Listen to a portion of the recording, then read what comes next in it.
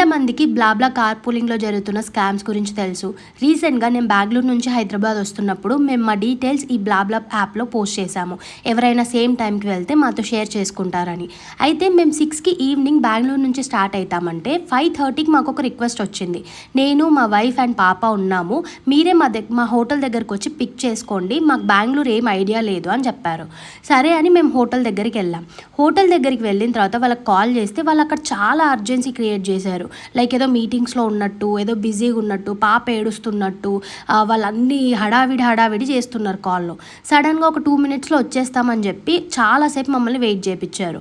ఫైనల్గా కాల్ చేసి near by ATM ఉంటే చూస్తారా అని చెప్పారు. నాకు ట్రాన్సాక్షన్స్ అవ్వట్లేదు, మీకు ఐడియా ఉందా అని అడిగితే మాకు ఇక్కడ ఏం తెలియదు అని మేము కూడా చెప్పాం. లేదండి, నేను ఇట్లా హోటల్లో ఫుడ్ ఆర్డర్ చేసుకున్నాను, మనీ సెండ్ అవ్వట్లేదు, మీ దగ్గర ఉంటే ఇవ్వండి, ఒక 800 రూపీస్ అన్నారు. మేము బయటికి వస్తూనే ఇస్తామన్నారు. సరే అని